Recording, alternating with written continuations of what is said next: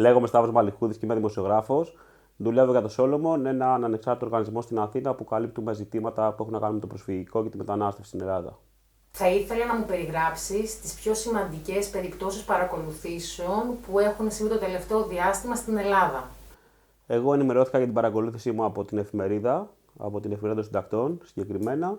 Ήταν ένα ρεπορτάζ που δημοσίευσε το Νοέμβριο του 2021 ο Δημήτρης Τερζής, ο οποίος αποκάλυπτε διάφορα σήματα, εσωτερικά σήματα της ΕΕΠ. Δηλαδή σήματα που έστελναν στελέχη της ΕΕΠ σε συναδέλφους τους σε άλλες περιοχές. Το δικό μου σήμα ήταν από στελέχη της ΕΕΠ στην Αθήνα. Τα στελέχη της ΕΕΠ στην Αθήνα ζητούσαν από συναδέλφους τους στην ΚΟ πληροφορίες. Ανέφεραν ότι εγώ, ο Σταύρος Μαλιχούδης από το Solomon, δουλεύει ένα ρεπορτάζ για ένα 10χρονο παιδάκι, τον Τζαμάλ, ο οποίος ήταν στο κέντρο κράτησης στην ΚΟ.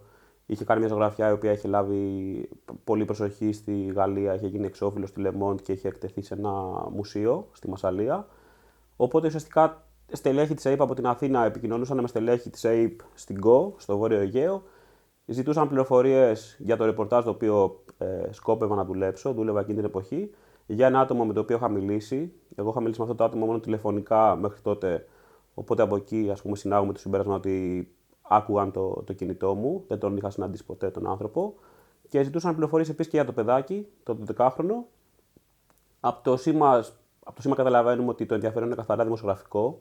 Δηλαδή δεν υπάρχει κάποια αναφορά σε κάποια μεμτή πράξη που τυχόν έκανα ή σε κάποιο δεν ξέρω, σχέδιο, κάποια τρομοκρατική επίθεση, κάποιο πράκτορ ή οτιδήποτε. Ήταν καθαρά δημοσιογραφικό το ενδιαφέρον, τι δουλεύουμε, με ποιον μιλάμε, τι ρεπορτάζ θέλουμε να κάνουμε. Δηλαδή, αναφέρεται μέσα συγκεκριμένα ότι δουλεύει το τάδε ρεπορτάζ. Ήταν αυτό το σήμα που βγήκε για μένα. Δεν ξέρουμε πότε ξεκίνησε η παρακολούθηση ή πότε τελείωσε, αν τελείωσε, με αφορμή ποια αιτία ξεκίνησε. Αλλά ξέρουμε ότι σίγουρα πιάνει το διάστημα Μαρτίου-Απριλίου 2021, γιατί τότε δουλεύαμε αυτό το ρεπορτάζ. Η δική μου παρακολούθηση αφορούσε σίγουρα αυτό που λέμε νόμιμη επισύνδεση, δηλαδή άκουγαν το κινητό μου. Αυτό το καταλαβαίνουμε επειδή εγώ με το άτομο για το οποίο ζητάνε επίσης πληροφορίες στο σήμα που με αφορά δεν είχα μιλήσει ποτέ από κοντά μέχρι τότε, δεν τον είχα συναντήσει ποτέ τον άνθρωπο. Και είχα μιλήσει στο τηλέφωνο μαζί του για λίγα δευτερόλεπτα πριν περάσουμε σε κρυπτογραφημένη εφαρμογή. Για το Predator έχω τσεκάρει το κινητό μου, δεν έχουμε βρει κάτι. Το έχω τσεκάρει κάποιες φορές. Νομίζω ότι ήταν ok, αλλά θα ήταν και λίγο αχρίαστο να χρησιμοποιούν το Predator, γιατί εγώ εκείνη τη στιγμή ήμουν τελείως ανυποψίαστος. Οπότε μιλούσα στο τηλέφωνο πάρα πολύ και έστελνα SMS που περιείχαν πληροφορίες και μιλούσα στο τηλέφωνο κανονικά. Αλλά δεν γνωρίζουμε κάτι. Γνωρίζουμε σίγουρα το τηλέφωνο. Τώρα, άμα έχει υπάρξει άλλη παρακολούθηση, φυσική ή οτιδήποτε, δεν το γνωρίζουμε. Γιατί πιστεύεις ότι σε παρακολουθούσαν, ποιοι ήταν οι λόγοι κατά τη γνώμη σου? Δεν ξέρω για ποιο λόγο με παρακολουθούσαν. Μπορούμε να κάνουμε μόνο εικασίες και να κρίνουμε με βάση όσα μαθαίνουμε και για άλλες περιπτώσεις. Η μία αιτία που νομίζω συνυπάρχει με όλες τις άλλες είναι ότι υπάρχει μεγάλο ενδιαφέρον από την υπηρεσία πληροφοριών για το προσφυγικό ή το μεταναστευτικό. Γνωρίζουμε ότι έχουν υπάρξει πολλές παρακολουθήσεις ατόμων που δουλεύουν στο πεδίο. Αυτό είναι ένα κομμάτι, αυτό είναι μια διάσταση που μάλλον έχει κάποια δόση αλήθειας.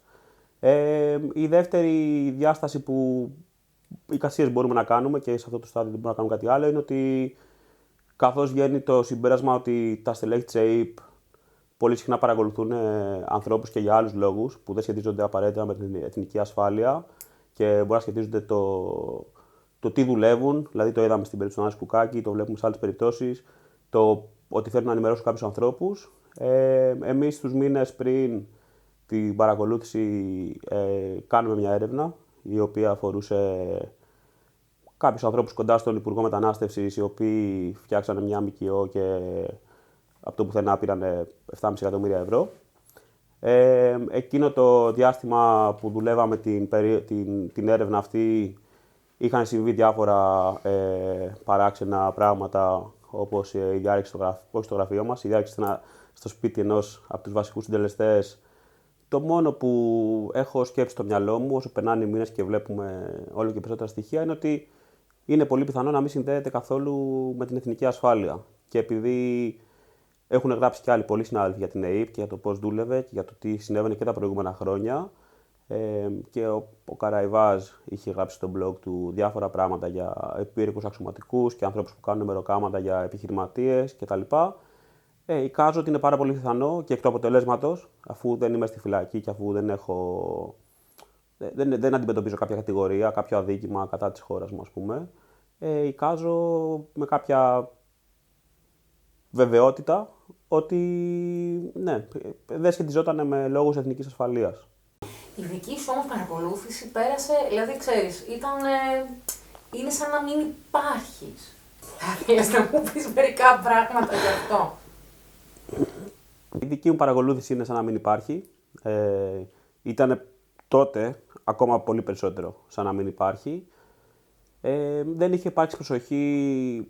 Πιστεύω ότι μια διάσταση έχει να κάνει με το ότι καλύπτω το προσφυγικό και με κάποιο τρόπο μπορεί να θεωρήθηκε από κάποιους ανθρώπους ότι, δεν ξέρω, είναι δικαιολογημένη η παρακολούθηση ενός δημοσιογράφου που δουλεύει στο προσφυγικό. Γιατί υπάρχει όλο αυτό το αφήγημα, ξέρεις, με τους διακινητές, με τους Τούρκους πράκτορες και τα σχετικά, τα οποία τουλάχιστον ελπίζω ότι η δική μου παρακολούθηση απέδειξε ότι εγώ δεν έχω κάποια διασχέση.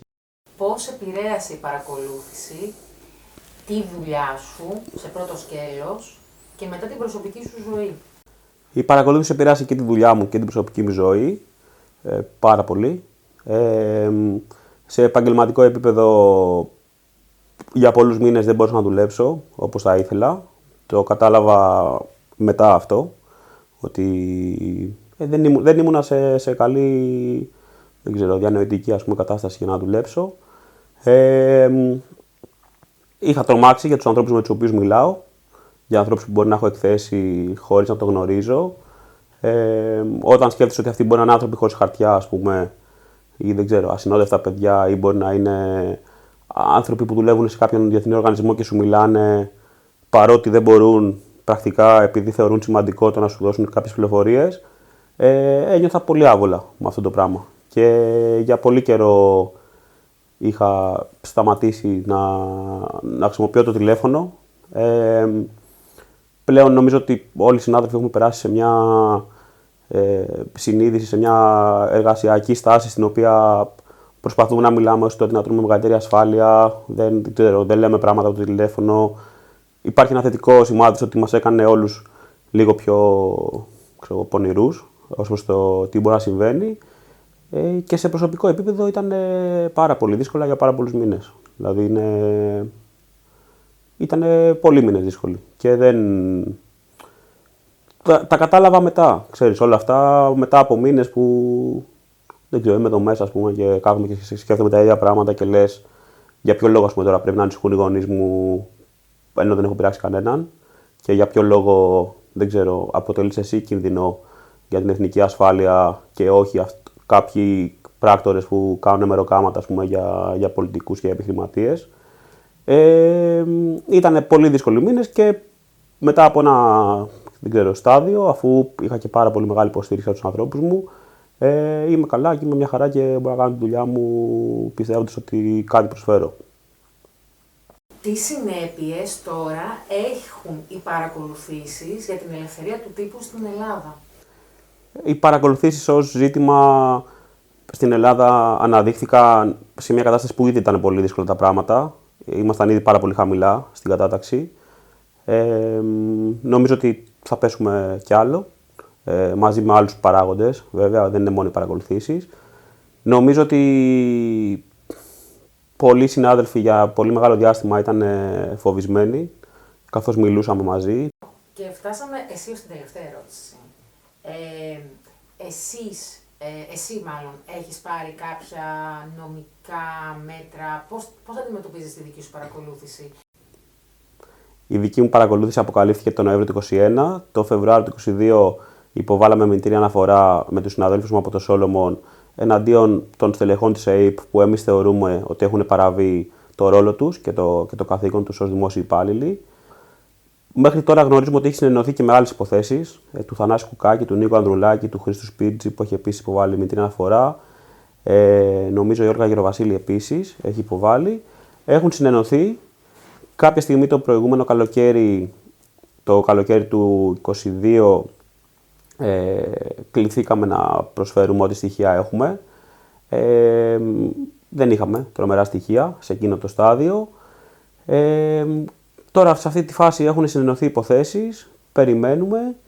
Δεν ξέρω με ποιους ρυθμούς κινείται η όλη διαδικασία, αλλά ξέρω ότι για τη δική μας υπόθεση δεν έχει δειχθεί το ενδιαφέρον που έδειξε ο κ. Ντογιάκος για το να βρει ποιοι είναι αυτοί που δίνουν τις πληροφορίες για να μάθουμε όλα αυτά τα πράγματα που αφορούν το σκάνδαλο των υποκλοπών. Εμείς έχουμε κινηθεί θεσμικά όπως θέλαμε, ως πολίτες αυτής της χώρας, που έχουμε κάθε δικαίωμα να κάνουμε. Περιμένουμε από εκεί τι μπορεί να γίνει και σε επόμενο στάδιο, φυσικά, άμα δεν δικαιωθούμε, θα προσφύγουμε στο Ευρωπαϊκό Δικαστήριο, που είναι και νομίζω ότι όλες οι δικλείδες ασφαλείας που μας έχει προσφέρει η Ευρωπαϊκή Ένωση σε αυτή την υπόθεση είναι πάρα πολύ σημαντικές και μας έχουν επιτρέψει να αναδειχθούν διαστάσεις, να μην νιώσουμε τελείως μόνοι μας. Και ναι, νομίζω ότι εκεί θα είναι το επόμενο βήμα, άμα δεν βγει κάποια άκρη από την Ελλάδα.